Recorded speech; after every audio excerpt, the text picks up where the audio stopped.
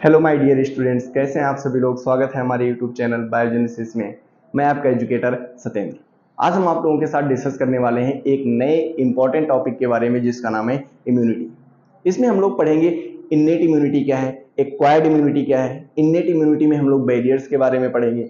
Acquired immunity में हम लोग पढ़ेंगे AMI क्या है, CMI क्या है, प्राइमरी रिस्पॉन्स क्या है, सेकेंडरी रिस्पॉन्स क्या है, एंटीबॉडी का स्ट्रक्चर क्या है। ठीक है, इन सारे पॉइंट्स के बारे में आज हम क्लियर करने वाले हैं। ठीक है बच्चों, देखते हैं ये इम्यूनिटी क्या है। तो हम लोग बोलते हैं बच्चा protection against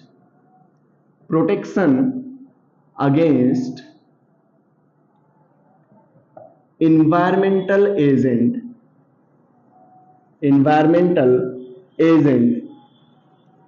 that are foreign to the body के लिए जो फॉरेन हो उसके अगेंस्ट में रिस्पॉन्स जनरेट करना यानी प्रोटेक्शन प्रोवाइड करना ही इम्यूनिटी कहलाता है। ठीक है बच्चों, अगर हम बात करें इम्यूनिटी की क्लासेस के बारे में तो इम्यूनिटी को हम लोग दो क्लास में डिवाइड करते हैं। एक का नाम है इन्नेट इम्यूनिटी और दूसरे का नाम है एक्वायर्ड इम्यूनिटी। ठीक है बच्चों, innate immunity since birth present होती है और एक्वायर्ड इम्यूनिटी ये आफ्टर बर्थ हम लोग इसे एक्वायर करते हैं, आफ्टर बर्थ। ठीक है बच्चों, और इन्नेट इम्यूनिटी हमारी नॉन स्पेसिफिक होती है। ठीक है बच्चों। अच्छा, एक्वायर्ड इम्यूनिटी हमारी स्पेसिफिक होती है। इसका मतलब क्या हुआ, स्पेसिफिक होती है। Innate immunity by birth it means God gifted है। ठीक है, हमारे पेरेंट्स से मिली हुई है, पेरेंट्स ने हमें प्रोटेक्शन प्रोवाइड की है। ठीक है। अच्छा, नॉन स्पेसिफिक कहने का मतलब है किलिंग मैकेनिज्म सेम होगा। ठीक है, कोई भी पैथोजन आ जाए बॉडी के अंदर, कोई भी पैथोजन इंटर करने की कोशिश करे उसके लिए एक ही तरीके का रिस्पॉन्स जनरेट होगा। ठीक है बच्चों। अच्छा, एक्वायर्ड इम्यूनिटी में अगर हम बात करें तो एक्वायर्ड इम्यूनिटी ये आफ्टर बर्थ एक्वायर होगी। इट मींस जब पैथोजन हमारी बॉडी के अंदर इंटर कर चुका होगा तब। ठीक है, और ये स्पेसिफिक होती है। स्पेसिफिक कहने का मतलब है जैसा पैथोजन वैसा रिस्पॉन्स। ऐसा इन्नेट इम्यूनिटी में नहीं था। इन्नेट इम्यूनिटी में क्या था, जितने भी पैथोजेंस हैं सभी पैथोजेंस के अगेंस्ट में एक ही तरीके का रिस्पॉन्स होगा। लेकिन यहां पर ऐसा नहीं है, यहां पर क्या है, जैसा पैथोजन वैसा रिस्पॉन्स। ठीक है बच्चों, सबसे पहले हम डिस्कस करेंगे इन्नेट इम्यूनिटी के बारे में। इन्नेट इम्यूनिटी को हम लोग 4 बैरियर्स में डिवाइड करते हैं, यानी इसके 4 बैरियर्स होते हैं। 4 बैरियर्स कौन कौन से होते हैं? 4 बैरियर्स में पहला बैरियर है हमारा बच्चा फिजिकल बैरियर में कौन कौन आते हैं बच्चा? फिजिकल बैरियर में जैसे स्किन, कौन आता है बच्चा? स्किन आता है। और कौन आता है? Mucus membrane.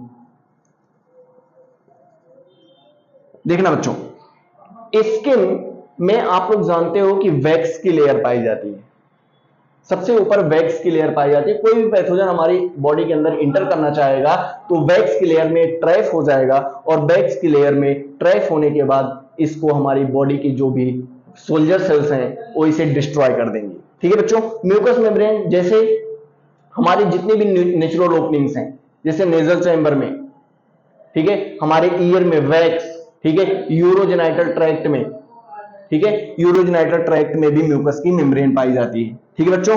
दूसरा है हमारा फिजियोलॉजिकल बैरियर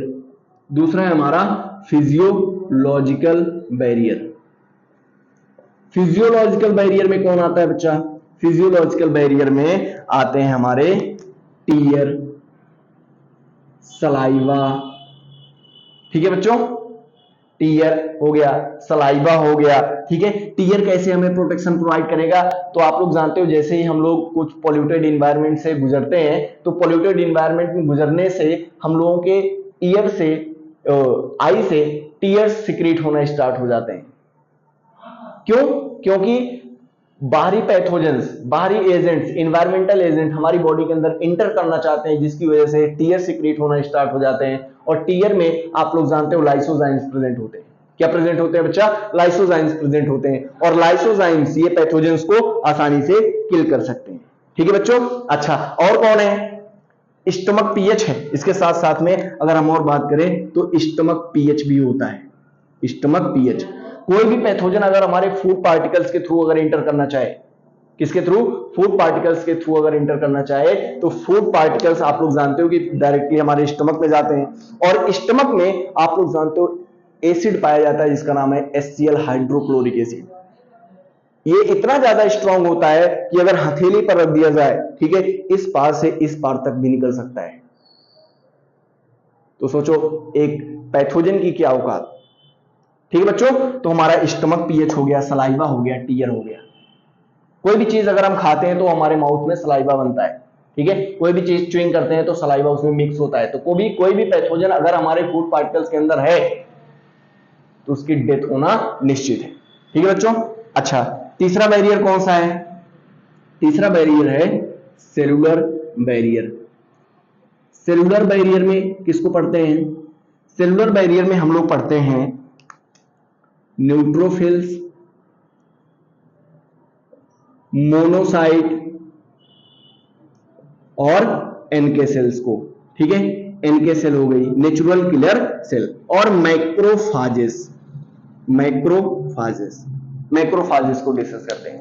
देखना बच्चों, ये तीन के तीनों जो है ना, न्यूट्रोफिल्स, मोनोसाइट्स और एनके सेल्स, जब पैथोजन ब्लड में होगा तब ये फंक्शन करेंगे। ठीक है, पैथोजन कहां होगा? ब्लड में होगा। और ये मैक्रोफाजेस कब फंक्शन करती हैं? जब पैथोजन कहां पर हो? In tissue spaces. Tissue spaces में जब कोई पैथोजन होगा तो कौन फंक्शन करेगा बच्चा? मैक्रोफाजेस। फास्ट का मतलब होता है टू ईट, यानी खाना। ठीक है, कोई भी पैथोजन आएगा उसे इनगल्फ कर ले जाएगी। कौन? मैक्रोफाजेस। ठीक है बच्चों। अच्छा, चौथा कौन सा बैरियर है? चौथा है हमारा साइटोकाइंस। किधर लिखते हैं? यहीं पर लिख देते हैं। चौथा है हमारा साइटोकाइंस। ये साइटोकाइंस क्या होती हैं? कोई भी वायरली इंफेक्टेड सेल्स होंगी, ठीक है, वायरस से इंफेक्टेड सेल्स होंगी तो सिक्रीट करने लगती है एक प्रोटीन जिसका नाम है interferon. Viral infected sales secrete interferon. ये इंपॉर्टेंट है आपके लिए बच्चा, इसे याद रखना। इंटरफेरॉन, कोई भी सेल्स, ऐसी सेल्स जो कि वायरस से इंफेक्टेड हो गई है तो एक प्रोटीन सिक्रीट करना स्टार्ट कर देती है जिसका नाम है इंटरफेरॉन। ये इंटरफेरॉन क्यों सिक्रीट करती है? क्योंकि दूसरी सेल्स अफेक्टेड ना हो, उन्हें अलर्ट कर देती हैं। ठीक है बच्चों। तो चार बैरियर्स के बारे में पढ़ लिया, physical barrier, physiological barrier, cellular barrier और साइटोकाइंस। ये हो गया हमारा इन्नेट इम्यूनिटी का पार्ट। ठीक है बच्चों। अच्छा, मान लेते हैं इन्नेट इम्यूनिटी के बैरियर्स को क्रॉस कर गए, पैथोजन जो भी है इन्नेट इम्यूनिटी को ये चकमा देकर के आगे निकल गए, इन सारे बैरियर्स को ये ब्रीच करके आगे बढ़ गए, तब क्या होगा? फिर उसके बाद एक्टिवेट होता है हमारा एक्वायर्ड इम्यूनिटी। फटाफट इसे नोट करो, फिर आगे बढ़ते हैं। ठीक है बच्चों।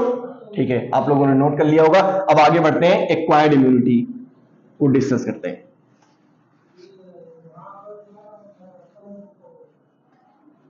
एक्वायर्ड इम्यूनिटी देखना बच्चा, एक्वायर्ड इम्यूनिटी हम लोग ये बोलते हैं कि एक्वायर्ड इम्यूनिटी कब फंक्शन करेगी? तो हम लोग ये बोलते हैं कि एक्वायर्ड इम्यूनिटी तब फंक्शन करेगी जब पैथोजन हमारी बॉडी के अंदर इंटर कर चुका है तब। ठीक है। अच्छा, पैथोजन इंटर करेगा यानी फर्स्ट टाइम पैथोजन अगर इंटर कर रहा है तो हमारी बॉडी में प्राइमरी रिस्पॉन्स जनरेट होगा। ठीक है बच्चों। अच्छा, अगर पैथोजन, सेम पैथोजन अगर हमारे बॉडी के अंदर दूसरी बार इंटर करता है तो उसे बोलते हैं सेकेंडरी रिस्पॉन्स। ठीक है बच्चों। It means first time pathogen enter in our body.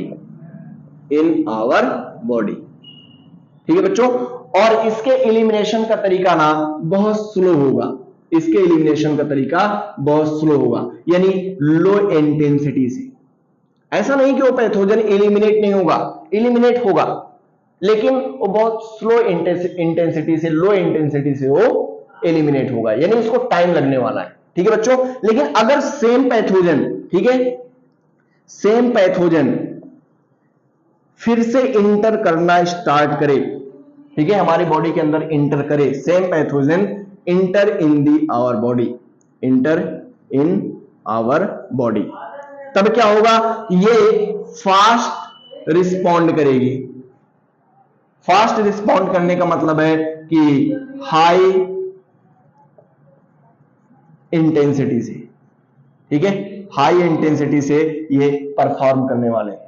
क्यों ऐसा क्यों परफॉर्म करेंगे, क्योंकि इनके पास बन चुकी है अब मेमोरी। फर्स्ट टाइम जब पैथोजन हमारी बॉडी के अंदर इंटर किया तो इस हमारे इम्यून सिस्टम के लिए ये अनजान था, ठीक है, इसको इलिमिनेट करने का तरीका ही नहीं पता था हमारी बॉडी को, हमारे इम्यून सिस्टम को, तो इससे काफी दिन तक लड़ाई चलती रही, ठीक है, 2 दिन, 4 दिन, 6 दिन, 8 दिन, 10 दिन, 12 दिन, 1 महीने तक भी लड़ाई चल सकती है।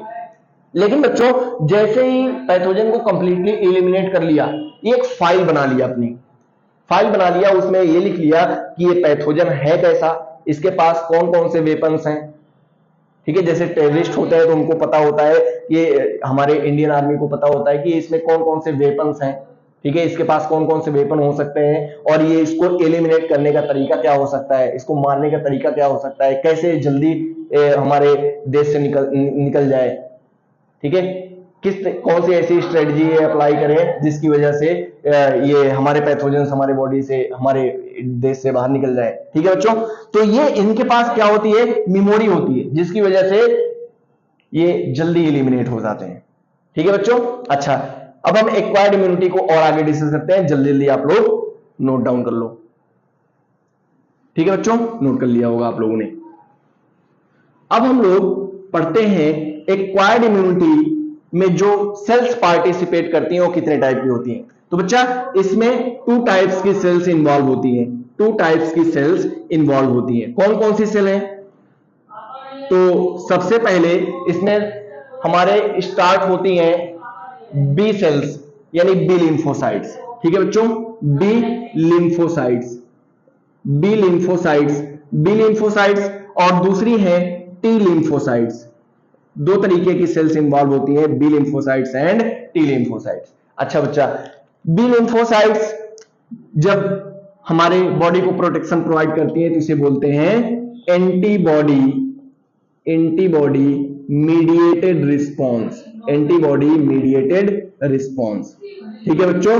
अच्छा, टी लिम्फोसाइट्स जब इन्वॉल्व होंगी तो इसे बोलते हैं सेल मीडिएटेड रिस्पॉन्स। क्या बोलते हैं बच्चा, सेल मीडिएटेड रिस्पॉन्स, ठीक है बच्चों। एंटीबॉडी मीडिएटेड रिस्पॉन्स कहने का मतलब है एएमआई, एएमआई। अच्छा, सेल मीडिएटेड इम्यूनिटी का मतलब होता है सीएमआई, सेल मीडिएटेड इम्यूनिटी, ठीक है बच्चों। अच्छा, बी लिम्फोसाइट डिफरेंशिएट होकर के प्लाज्मा सेल्स बना लेती हैं। क्या बना लेती हैं बच्चा, प्लाज्मा सेल्स। और प्लाज्मा सेल्स क्या सिक्रीशन करना स्टार्ट कर देती हैं, ये सिक्रीट करना स्टार्ट कर देती हैं एंटीबॉडीज को। क्या सिक्रीट करना स्टार्ट कर देती हैं, एंटीबॉडीज को, ठीक है बच्चों। ये एंटीबॉडी सिक्रीट करना स्टार्ट कर देंगी और एंटीबॉडी पैथोजेंस को एलिमिनेट करने के लिए सफिशिएंट है, ठीक है बच्चों। अच्छा, एएमआई तब फंक्शन करेगा जब पैथोजन हमारे टिश्यू स्पेसेस में होगा। याद रखना, एएमआई कब फंक्शन करेगा, जब हमारे टिश्यू स्पेसेस में पैथोजन होगा। इस वजह से इसको एएमआई को हम लोग एक नाम और देते हैं, इसका नाम है ह्यूमोरल इम्यूनिटी। क्या नाम है बच्चा, ह्यूमोरल इम्यूनिटी। ह्यूमरस का मतलब होता है बॉडी फ्लूइड, ठीक है, टिश्यू फ्लूइड, ठीक है बच्चों। तो एएमआई का दूसरा नाम क्या है, ह्यूमोरल इम्यूनिटी। तो ह्यूमोरल इम्यूनिटी कहने का मतलब यह है कि जब पैथोजन, पैथोजन कहां होगा, pathogen in tissue spaces, tissue spaces में जब होगा तब ये एएमआई फंक्शन करेंगी, ठीक है बच्चों। अच्छा, हमारे सेल मीडिएटेड इम्यूनिटी का फंक्शन करेंगी जब पैथोजन सेल के अंदर हो, in cell, pathogen in the cell. Cell के अंदर जब पैथोजन इंटर कर जाएगा तो हमारी सेल मीडिएटेड इम्यूनिटी रिस्पॉन्स करेगी। और इसमें सबसे ज्यादा मेन अहम भूमिका निभाता है हमारी टीएस सेल। टीएस सेल और किल करने वाली सेल्स का नाम है टीसी सेल्स। क्या नाम है बच्चा? TC sales. टीसी सेल्स, ठीक है बच्चों, साइटोटॉक्सिक किलर सेल्स। और टीएच का मतलब होता है टी हेल्पर सेल्स, जो कि टी सेल्स को हेल्प करेगी, किल करने में हेल्प करेगी। याद रखना, एक मैं इंपॉर्टेंट क्वेश्चन के बारे में डिस्कस करने चल रहा हूं। टी हेल्पर सेल्स ये दो के दोनों को प्रोटेक्शन प्रोवाइड करता है, एक तो एएमआई को और दूसरा सीएमआई को। सीएमआई को, दोनों को ये प्रोटेक्शन प्रोवाइड करेगा। हमारे अगर ह्यूमरस में यानी बॉडी फ्लूइड में अगर कोई पैथोजन है उसे भी, ठीक है, और हमारे सेल के अंदर कोई पैथोजन है उसे भी एलिमिनेट करने में हेल्प करेगा। अच्छा, ये सेल मीडिएटेड इम्यूनिटी को कैसे फैसिलिटेट करेगा कि पैथोजन को एलिमिनेट करे? तो ये एंटीबॉडी के सिक्रीशन को ये बढ़ा देगा, ठीक है। एंटीबॉडी ज्यादा सिक्रीट होना स्टार्ट हो जाएंगी, जिसकी वजह से पैथोजन आसानी से एलिमिनेट हो जाएगा हमारी बॉडी से, ठीक है। अच्छा, ये साइटोटॉक्सिक सेल को और ज्यादा स्ट्रॉन्ग बनाएगा और पावरफुल बनाएगा कि जल्दी से जल्दी पैथोजेंस को एलिमिनेट किया जाए, ठीक है बच्चों। आइए डिस्कस करते हैं एंटीबॉडी के स्ट्रक्चर के बारे में। जल्दी जल्दी नोट कर लो, ठीक है, नोट कर लिया होगा। एंटीबॉडी का स्ट्रक्चर होता कैसे है इसको हम डिस्कस करते हैं। आइए देखते हैं। एंटीबॉडी को एक नाम और देते हैं बच्चा, एंटीबॉडी को एक नाम और देते हैं जिसका नाम है इम्यूनोग्लोबुलिन। इम्यूनोग्लोबुलिन यानी आईजी, एंटीबॉडी का ये दूसरा नाम है, ठीक है बच्चों। एंटीबॉडी बनी किससे हुई होती है? तो एंटीबॉडी में 4 पॉलीपेप्टाइड चेन्स होती हैं।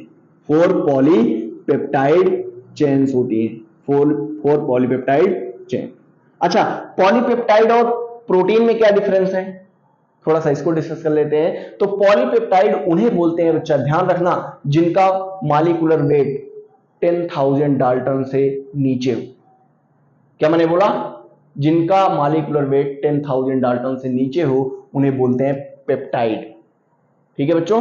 अच्छा, प्रोटीन किसे बोलेंगे? जो 10,000 डाल्टन से ऊपर हो, ठीक है बच्चों, बहुत अच्छी बात। 4 पॉलीपेप्टाइड कहने का मतलब यह है कि 2 इसमें हैवी चेन्स होंगी, हैवी चेन्स होंगी, और 2 इसमें लाइट चेन होंगी, लाइट चेन पाई जाएंगी। थोड़ा सा हम स्ट्रक्चर के बारे में डिस्कस करते हैं, ठीक है बच्चों। देखना, एंटीबॉडी का स्ट्रक्चर वाई शेप का होता है। कैसा होता है बच्चा? वाई शेप का होता है। 2 हैवी चेन्स मैंने बना दिया और 2 लाइट चेन्स, ये हमारी लाइट चेन्स। इनको हम थोड़ा सा इस तरीके से बनाते हैं। देखना बच्चों, ध्यान से देखना तभी समझ पाओगे। ये इस तरीके से, ये है एंटीबॉडी का स्ट्रक्चर।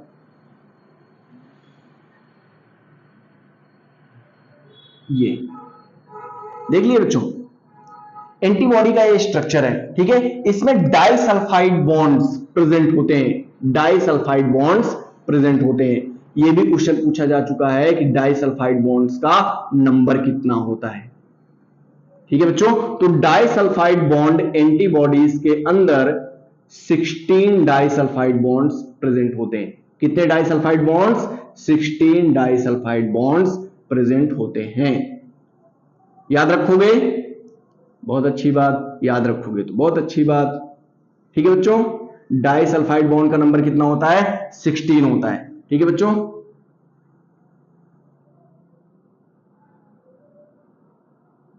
देखना, ये 2 डाइसल्फाइड बॉन्ड हो गए, 2 to 4 डाइसल्फाइड बॉन्ड, ये 1 5 to 10 हो गए।